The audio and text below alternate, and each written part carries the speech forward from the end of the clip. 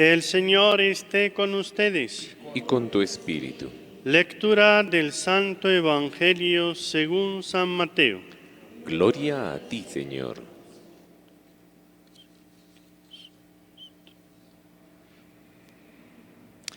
En aquel tiempo dijo Jesús a los sumos sacerdotes y a los ancianos del pueblo: ¿Qué os parece? Un hombre tenía 2 hijos. Se acercó al primero y le dijo: Hijo, ve hoy a trabajar en la viña. Él le contestó: No quiero. Pero después recapacitó y fue. Se acercó al segundo y le dijo lo mismo. Él le contestó: Voy, Señor, pero no fue. ¿Quién de los 2 hizo lo que quería el Padre? Contestaron: el primero. Jesús les dijo: Os aseguro que los publicanos y las prostitutas os llevan la delantera en el camino del reino de Dios. Porque vino Juan a vosotros enseñándoos el camino de la justicia y no le creísteis. En cambio, los publicanos y prostitutas le creyeron, y aun después de ver esto, vosotros no recapacitasteis ni le creísteis. Palabra del Señor. Gloria a ti, Señor Jesús.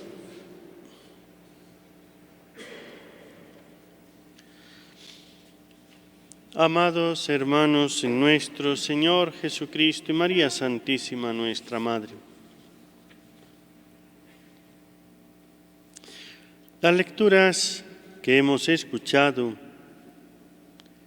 nos hablan de la rebeldía. Así dice el Señor, la profecía de Sofonías, capítulo 3. Ay de la ciudad rebelde, manchada y opresora. No obedeció ni escarmentó, no aceptaba la instrucción, no confiaba en el Señor, no se acercaba a su Dios. Tal vez en la mayoría hay etapas donde nos volvemos rebeldes, donde nos olvidamos de Dios, de su camino. Hay momentos en la vida que nos absorben las cosas o que no entendemos ciertas cosas y circunstancias y entonces estamos con una rebeldía interior, unos más, otros menos.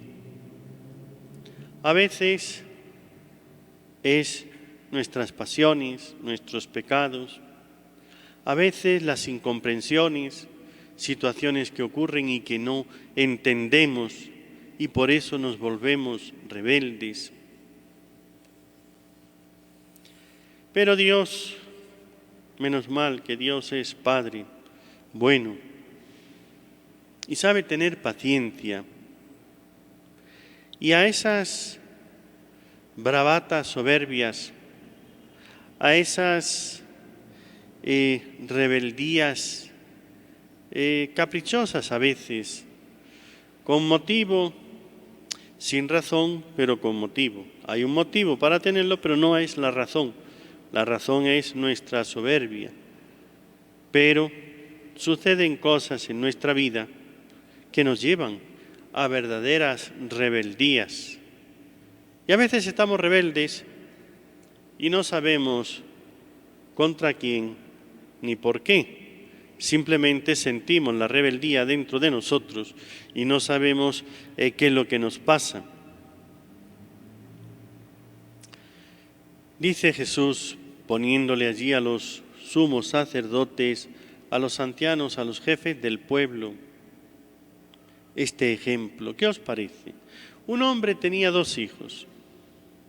Cuando Jesús empieza a poner uno de estos ejemplos, una de estas parábolas o mini parábolas, en esos 2 hijos, ahí nos vemos retratados nosotros, de una o de otra manera. Se acercó al primero y le dijo: Hijo, ve hoy a trabajar en la viña. Él le contestó: No quiero. Es esa rebeldía interior que a veces nos dicen, esto es lo que tienes que hacer, no me da la gana, no lo hago. ¿Por qué?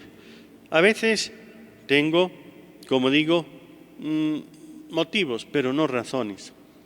Otras veces, pues hay esas incomprensiones que ni yo mismo me entiendo a mí mismo. Realmente, cuando uno ve las personas que están sufriendo y que no se entiende a sí mismo y que anda turbado por dentro, le falta encontrar esa persona en la cual ir y descargar.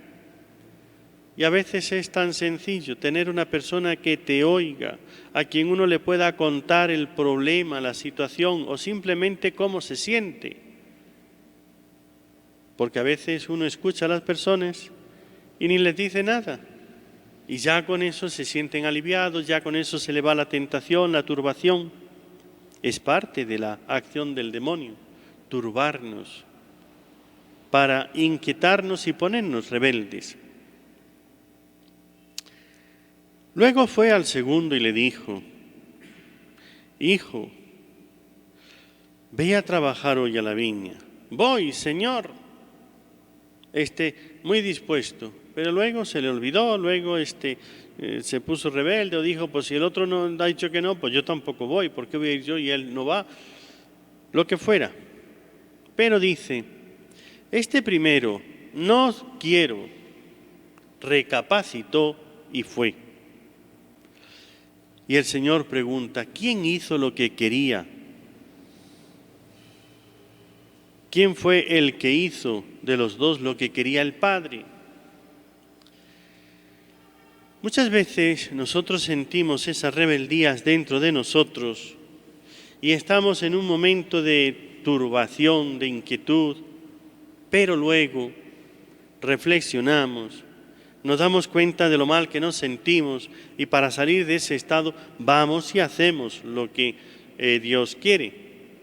Por eso Jesús, aunque estas palabras hay que entenderlas, os aseguro que los publicanos y las prostitutas os llevan la delantera. No precisamente por ser publicanos y prostitutas, no por el pecado es por lo que llevan la delantera, sino porque vino Juan y ellos le creyeron y se convirtieron. Después de llevar una vida desordenada, después de los pecados, después de la rebeldía, cuando vieron que se sentían mal, que estaban mal con Dios, y vino una oportunidad, apareció un hombre, Juan, aquel hombre que empezaba a predicar la conversión, y ellos fueron a escucharle a ver qué dice. Y cuando les tocó el corazón, viendo su mala vida, pues acudieron a Juan a que les bautizara y le preguntaron. Estos son los que iban y preguntaban a Juan, ¿qué tenemos que hacer? Y Juan les iba diciendo a cada uno, tú tienes que hacer esto, tienes que dejar esa mujer que no es tuya, tienes que hacer... Le iba diciendo las cosas, cómo tenían que cambiar. Jesús, claro, lo resume, o por lo menos el evangelista. Si Jesús lo explicó más allá en este encuentro con los sumos sacerdotes y los ancianos y con el pueblo, a veces Jesús explicaba largamente las cosas. Pero los evangelistas no tenían ahí ni la grabadora ni el teléfono para ponerle allí a grabar al Señor las palabras y después escribirlas todas tal y como Él las dijo, sino que escuchaban lo que decía y ellos después resumían y dejaban lo esencial.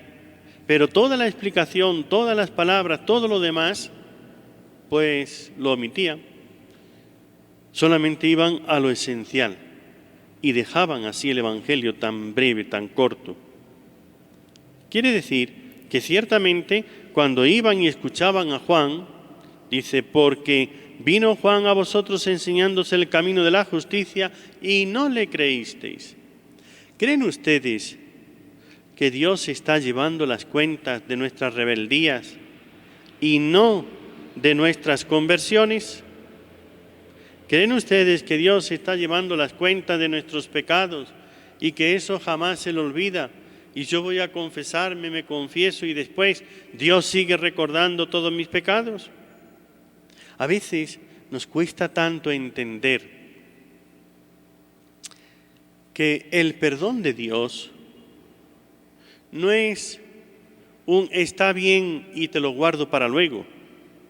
No es un de acuerdo, pero ya me las pagarás. Nos cuesta tanto entender que Dios cuando perdona olvida totalmente, que ya Dios eso no lo tiene más en cuenta, que eso totalmente está borrado de verdad y ya no existe. Ay, pero es que yo no puedo olvidarlo, es que llevo dentro de mí, es que yo me acuerdo de esto, es que esto me hace sufrir, es que esto me quita la paz. Pero eres tú, no es Dios. Entiéndelo. El modo de ser de Dios no es el nuestro. Yo dije una vez en unas clases que estaba dando de teología, y digo, Dios es un desmemoriado. Dios no tiene memoria, se olvida de las cosas. Y una señora me salta, ay padre, no diga usted eso. Como diciendo, está usted ofendiendo a Dios. Es que nosotros, si recuerdan algo de la filosofía, cuando estudiamos, el hombre tiene entendimiento y voluntad. Memoria, entendimiento y voluntad, decimos las tres potencias del alma. Pero Dios no tiene memoria, solamente tiene entendimiento y voluntad. Porque tiene un entendimiento infinito y en Dios todo es presente. En Dios no hay lo de ayer, ni tampoco hay lo del mañana. Entonces Dios no es que está ahí soñando con cosas, imaginándose. Dios lo tiene todo presente. Entonces el pecado, si lo tiene presente, siempre va a estar presente. No, porque una vez que lo perdona ya no existe, ya no está presente en Dios. Por eso Dios no lo recuerda. Pero yo sí. Pues ese es el problema. Que tú no terminas de convencerte de que Dios te ha perdonado y Dios lo ha borrado y ya no existe. Podrías encontrar tu paz si tú hicieras este ejercicio mental. Primero, una confesión bien hecha consiste en un arrepentimiento verdadero de ese pecado y en un propósito sincero de ese pecado de no querer volver a hacerlo. Otra cosa es que yo sea débil y yo no quiero pelearme, pero ahí viene uno y me empieza otra vez a provocar y ya no me puedo contener y otra vez me peleo. Yo no quería hacerlo. Ese es el propósito, el no querer hacerlo, no el que la persona venga y otra vez me discuta y otra vez llegue a tener la pelea de antes. Eso no es, porque somos humanos y yo no sé lo que va a pasar mañana y además soy débil. Sino el propósito, este deseo sincero y verdadero de no volver a hacerlo, ese arrepentimiento y esa confesión sincera. Que a veces hay personas que dicen los pecados, pero echándole la culpa a otros. Se sienten mal, por eso van a confesarse. Dicen el pecado, pero no quieren quedar mal. Y para no quedar mal,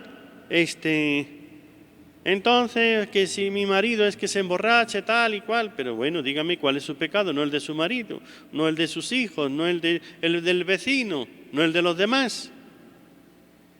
Es que quieren decir que se han enfadado, que han discutido, que han hecho tal o cual cosa, pero ha sido por culpa del otro.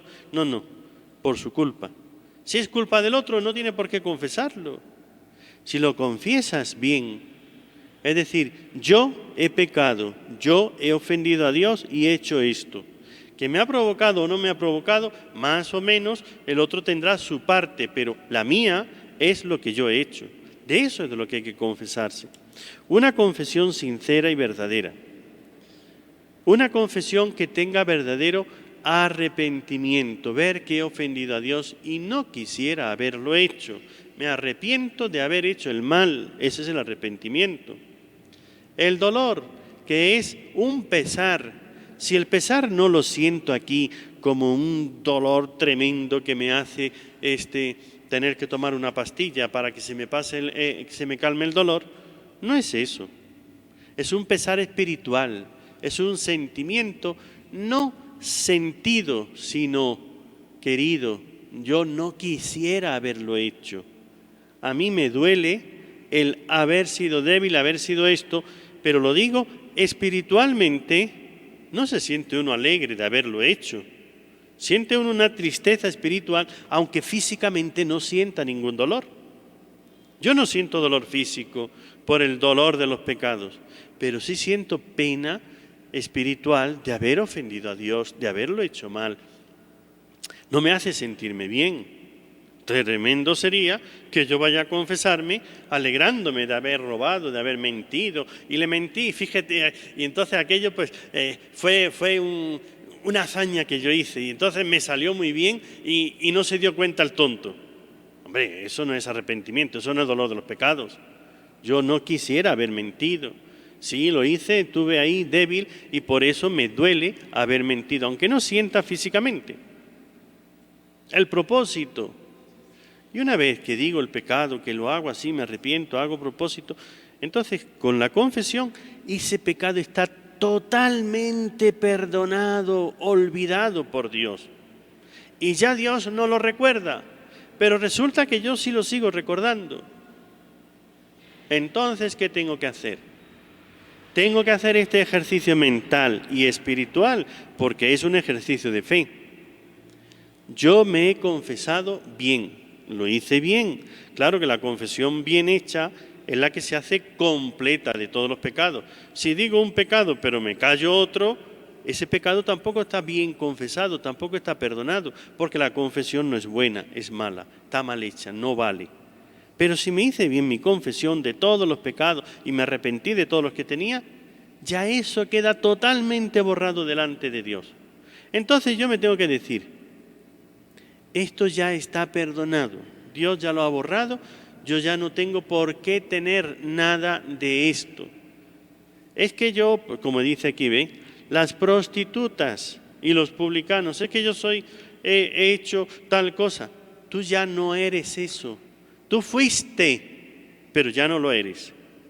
¿No ves que las personas cambiamos? Yo no soy niño, ¿ve? Fui niño, pero ya no lo soy. Lo mismo que tú has dejado de ser niño, has dejado de ser soltero cuando te has casado, has dejado de ser desempleado cuando tienes un trabajo, etcétera. Cambias en la vida, ¿verdad? Has cambiado tantas veces de tantas situaciones, pues lo mismo pasa con el pecado. Yo ya no soy eso, he cambiado porque me han perdonado. Dios esto lo ha quitado, yo ya no soy esa persona, no soy ese ladrón, no soy esa prostituta, no soy ese mentiroso, no lo soy porque está perdonado.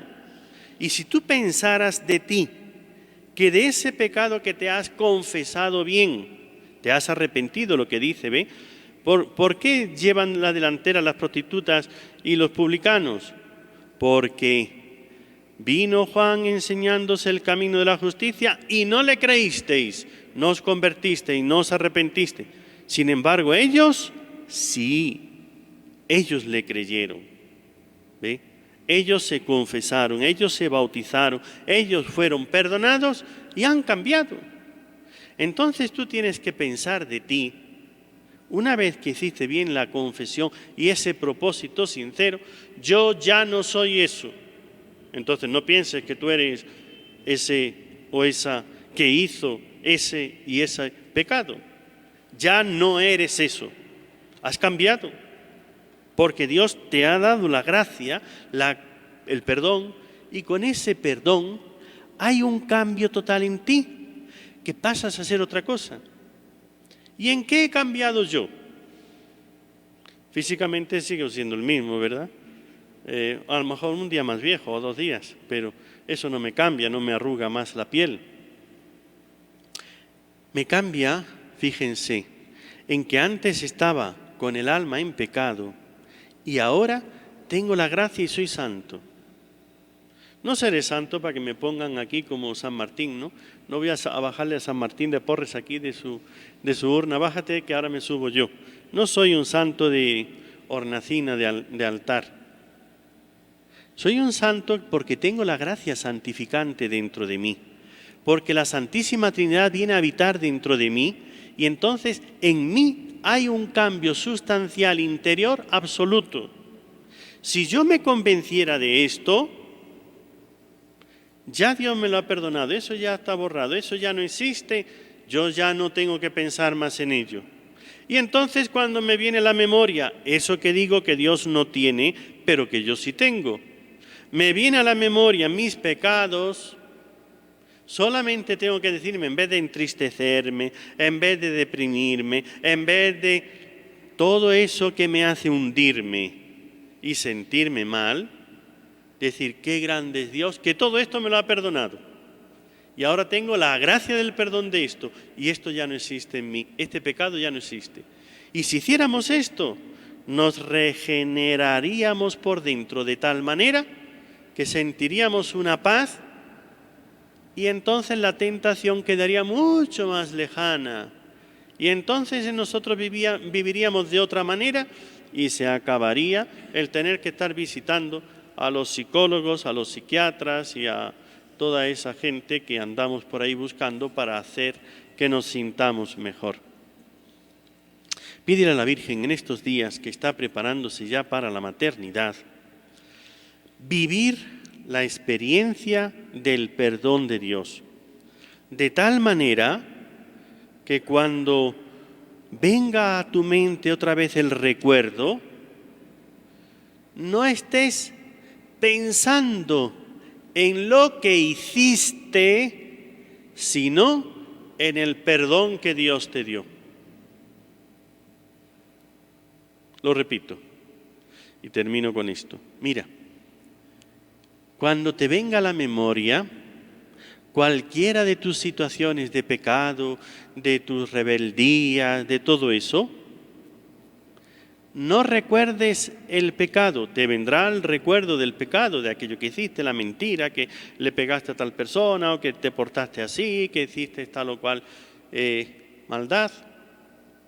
Piensa entonces, y de todo esto me perdonó el Señor. Qué grande fue aquel día, aquella experiencia de la confesión, cuando me hice la confesión bien hecha, cuando me arrepentí, y cómo Dios me lo perdonó todo, y gracias Dios mío. Empieza tú mismo a pensar, es tu trabajo psicológico de pensar en lo positivo, en el perdón que Dios te dio, en la gracia que te dio, y no seguir dándole bolilla, pensamiento, a ir recordando todos los defectos y las maldades.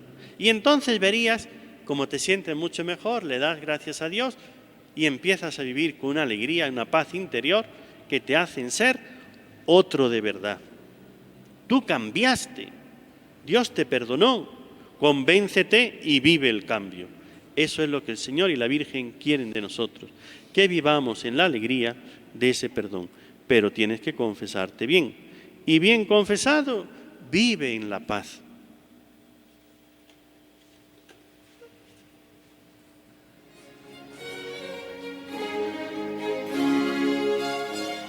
Reflexionamos brevemente sobre el Evangelio y la homilía que acabamos de escuchar.